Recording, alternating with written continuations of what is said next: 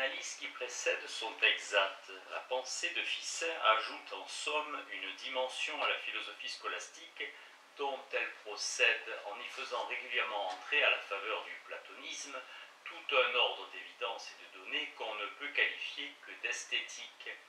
La nouveauté n'est pas d'illustrer les problèmes de l'homme, de la nature et de Dieu par l'expérience de l'art ou l'intuition de la beauté, elle est de ne pouvoir apparemment les traiter en dehors de ces références et souvent de s'en contenter. Il en résulte, sur le plan proprement philosophique, l'impression que l'humaniste élude facilement les difficultés et n'aborde pas toutes les démonstrations utiles. Les historiens ne le dissimulent pas, mais c'est peut-être aussi que Ficin effectue un de ces déplacements de l'horizon spirituel qui fonde l'intérêt d'une philosophie. Cette cosmologie, cette théologie, tout en se voulant pour telle, éveille et justifie dans leur circuit abstrait un certain type d'expérience, un monde de formes et de signes, un ensemble de suggestions assez précises pour esquisser un art platonicien, ars platonica, qui a pu survivre aux insuffisances et à l'usure du système. Cette inclination conduit Ficin à s'emparer de certains thèmes d'actualité. Le platonisme était la philosophie ouverte du moment, la place faite à l'éloge de l'homme, à la fiction de l'artiste universel, ne sont pas accidentelles. L'importance exceptionnelle attachée aux structures mathématiques de l'espace et l'intérêt pour le cosmos vivant sont des pensées actuelles. Ficin n'entend pas seulement montrer que le platonisme les accueille et les valorise. Son mode de spéculation peut et doit développer toutes les recherches contemporaines. Le décor de fables et de figures antiques dont il s'entoure a de même une valeur d'exemple. Il est juste de restituer à la philosophie de Ficin son cadre florentin, où passent avec Cosme et Laurent, Manetti, Alberti et même Pollaiuolo, puisqu'elle a voulu être intimement liée à ce qu'il représente. La doctrine de l'Académie n'est pas plus une exégèse du platonisme de Platon que le style de Donatello n'est une restitution de la sculpture antique. Ce qui importe pour l'art comme pour la pensée florentine, c'est un certain ordre de questions et certains types de réponses. On interroge les ouvrages des anciens pour faire face aux difficultés passionnantes qui naissent dans la culture de l'Occident, d'une ardeur et d'une curiosité qui se font confiance à elles-mêmes. L'orientation du philosophe florentin prend toute sa signification dans les développements nouveaux et vraisemblablement imprévus, où l'entraîne l'originalité de ses prémices, et en particulier l'accent qu'il fait porter sur les bonheurs subtils de l'âme, les domaines fugitifs du songe, les extases de la beauté. Il se trouve ainsi au centre de la crise qui ne pouvait manquer de provoquer cette poussée d'idéalisme et d'orphisme dans un milieu aussi positif et précis que celui de Florence, dont les humanistes, comme les peintres et les sculpteurs, brillaient justement par leur rigueur et leur sentiment juste des lois de la nature. Pour Ficin et pour toute l'Académie qui le suit, l'âme humaine doit se dépasser elle-même et pénétrer de l'intérieur la merveille de l'univers. Elle se reconnaît dans la raison, mais celle-ci ne donne toute sa mesure que lorsqu'elle est soulevée par la puissance démonique dont parlait Socrate, où il faut reconnaître l'exaltation de l'amour. L'éros de Platon est le premier de ces principes qu'il faut rappeler au monde. L'enchevêtrement confus des formes et des êtres dans la nature décourage de prime abord l'intelligence, et l'on a pu affirmer que la sagesse consistait à se tenir à la vie morale, à l'ordre humain. C'est pourtant une erreur que de croire l'univers inerte et indifférent. Il est fait pour l'homme, il se soumet à ses initiatives, mais s'il peut être ainsi maîtrisé par les techniques, c'est qu'il se résout finalement en un immense jeu de symboles efficaces qu'interprète à travers les fables des poètes la discipline immémoriale que désigne le nom d'Hermès. Ce second principe fera partie intégrante de la nouvelle philosophie, mais celle-ci porte la conscience à un degré de tension redoutable, où les bases se dérobent. On ne sait plus s'il suffit de prendre appui sur les formes accessibles de l'expérience humaine ou s'il faut radicalement les dépasser. L'âme se sent saisie d'une incertitude qui la trouble, faute d'intuition magnifique et de perspectives savantes.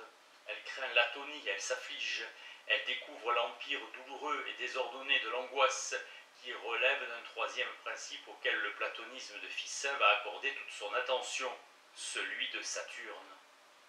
En dégageant et en amplifiant avec une insistance particulière ces trois principes, Ficin a tracé les grandes lignes d'une anthropologie métaphysique qui analyse de manière neuve les domaines obscurs de l'affectivité, de la connaissance poétique et de l'éthique personnelle.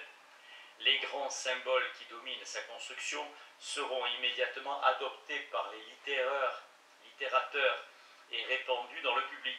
Il rattache à la réalité supérieure, à l'ordre même du cosmos, certaines attitudes humaines et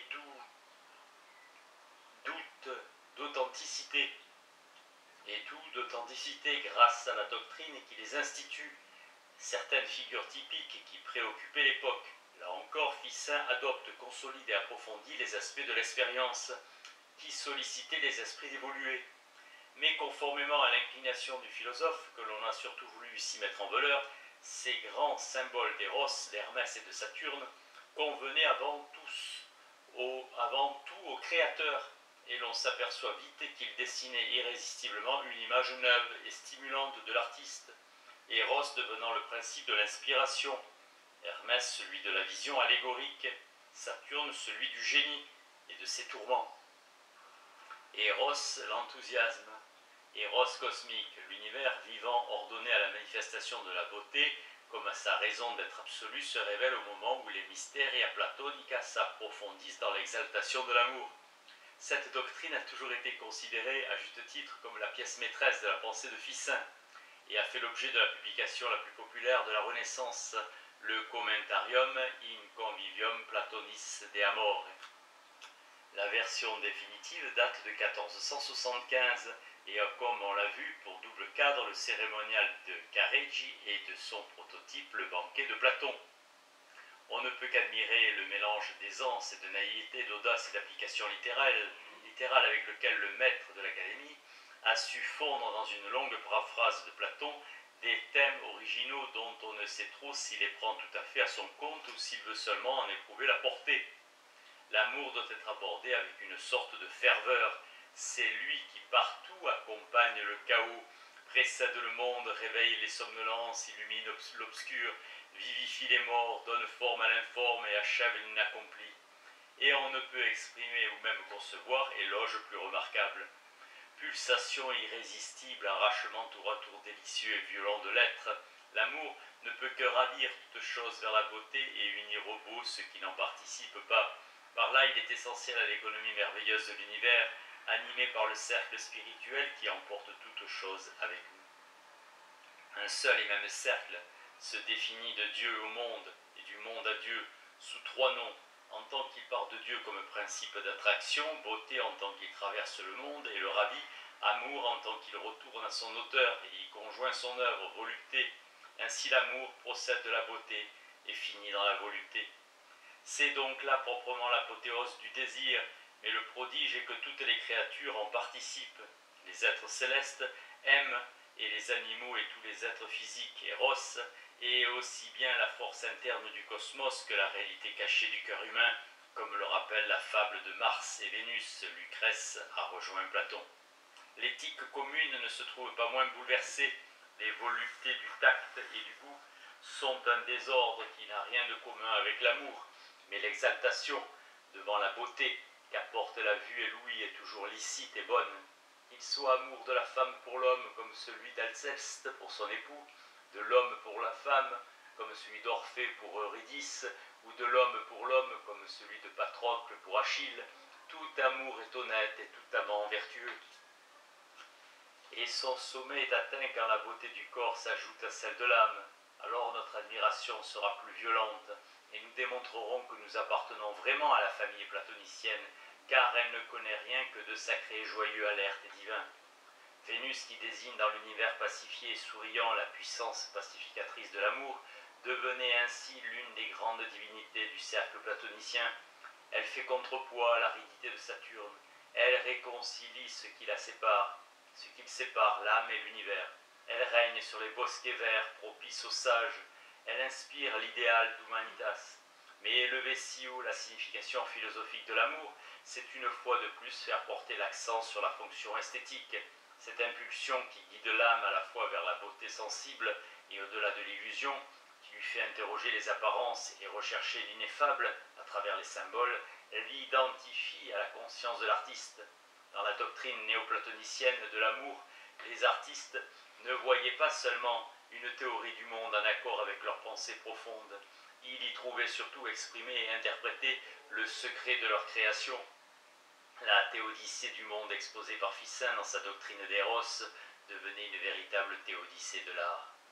Ce qui reste vrai dans l'ordre psychologique où le processus même de l'amour s'éclaire par l'analogie de l'art, amans amati figuram suo sculptit, in animo fit itac amantis animus speculum, inco amati relucet imago, dans un passage qui frappera tous les trattatisti, le discours de Cristoforo Marsupini met en évidence le fait que les amants s'attachent uniquement à une image, simulacrum, saisie par les yeux mais transformée par le désir et l'exigence de la beauté, qui l'identifie à une image inférieure, préexistante. Avec le temps, il ne voit plus l'aimer dans sa simple apparence perçue, il le contemple dans l'image modifiée par leur âme, à la ressemblance de son idée plus belle que le corps. L'amour reste pris au piège de la subjectivité qui ne peut atteindre qu'au prix de son propre dépassement l'idée universelle, dont cette image intérieure n'est que le faible reflet. Mais c'est pourtant par cet itinéraire riche d'émotions, de surprises et de dangers que l'âme peut atteindre sa propre vérité. L'amant désigne ici tous ceux qui aspirent à la beauté. Amour sacré, amour profane. L'humanisme florentin s'emparait durablement du thème le plus éloquent de la littérature occidentale. En l'intégrant à toute une philosophie, il achevait l'œuvre entreprise par les poètes théoriciens du Dolce Stile Nuovo en marge de la scolastique. En remettant à l'honneur Vénus, les grâces et les amours comme principe philosophique, il allait rapidement agir sur le répertoire de la courtoisie démesurément enrichi de notions fortes qui associent l'humain et le divin, le profane et le sacré, sur des modes hardis et parfois téméraires, non sans entraîner d'étranges confusions. Déjà Leonardo Bruni, traducteur du Phèdre et du Phédon, avait composé en vulgaire une canzone laude di Venere, sorte de cantique païen où il célébrait la puissance de la divinité de Chypre sur la terre et le cosmos, dans l'ordre humain et dans la poésie. Mais le développement de la lyrique amoureuse vers la seconde moitié du siècle suppose comme l'apparition du thème de Vénus dans la peinture avec les tableaux de Botticelli, la vogue du néoplatonisme et plus exactement le succès du banquet de Ficin. Dans la poésie latine et italienne comme dans l'art, le thème facile à enrichir aussi bien qu'à dégrader évoluera à mesure que la doctrine de l'Éros sera elle-même plus répandue, vulgarisée et se détachera de la métaphysique qu'il a portée. Il ne semble pas excessif d'en trouver l'écho dès la giostra inachevée de Policien. L'esprit et le mouvement sont définis par la littérature chevaleresque, par les sources médiévales et antiques, qui s'entrecroisent avec une sorte de fraîcheur dans l'artifice. Mais il s'y ajoute à la faveur d'une mythologie d'allure nonchalante, une attention déjà plus précise à la sublimation de l'amour. Erato, la muse chaste, préside à une description qui veut traduire la puissance d'envoûtement de l'amour. Et le second chant conduit doucement vers la métamorphose de la Vénus terrestre, quand la conversion de Cupidon, terrifié par l'égide palladienne du héros, inspire à Julien une invocation où il est difficile de ne pas sentir l'accent nouveau du néoplatonisme de Carecci. Grâce à sa double nature, l'amour seul peut dominer l'amour. Le symposium exposait précisément dans le discours de Cavalcanti la distinction nécessaire des deux Cupidons et des deux Vénus. La première Vénus, celle de l'esprit, est, dit-on, née sans mère du ciel, car mère signifie matière pour la philosophie naturelle. La seconde Vénus, qui est dans l'âme du monde, est née de Jupiter et Dionée. L'une est l'intelligence placée dans l'esprit angélique, l'autre est la puissance génératrice attribuée à l'âme du monde. Et chacune est accompagnée d'un amour qui lui ressemble. La première incite à la contemplation, la seconde à la génération. Les deux amours sont honnêtes et dignes d'être approuvés car chacune obéit à une image divine. C'est avec une sorte d'allégresse que Landino expose cet enseignement socratique à son ami Bembo dans une épigramme où il le félicite d'un amour chaste qui conduit à la vraie jouissance de la beauté. En dominant la vulgarité du désir, l'homme ne se sent pas divisé, il ne renonce qu'à ce qui retarde et risque d'altérer la contemplation de l'image divine. La distinction des deux Vénus justifie l'effort du poète, de l'amant, pour extraire de la beauté sensible ce qui doit favoriser l'ardeur de l'amour supérieur. Elle crée un état de tension qui fait mieux saisir pourquoi l'âme habite le corps. Elle y entre, elle en sort également par l'amour. Cette pensée n'a pas trouvé d'écho dans l'œuvre poétique de Laurent de Médicis. L'hymne final de l'altercation est un chant d'amour sacré, parmi les plus fervents et les plus intenses de la Renaissance.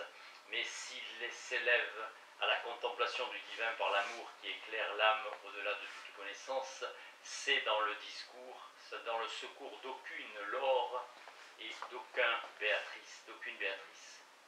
L'amour profane est écarté. Quand il le célèbre, au contraire, dans les sommets du Canzoniere, dans les détours savants des selves, c'est, on l'a vu, avec le sentiment étrange que l'amour humain, tout en étant conduit par la fatalité de la mort à une idéalisation absolue de son objet, n'achemine nullement vers la contemplation du divin, comme si l'éros néoplatonicien n'avait pas révélé sa puissance complète à l'élève de Ficin.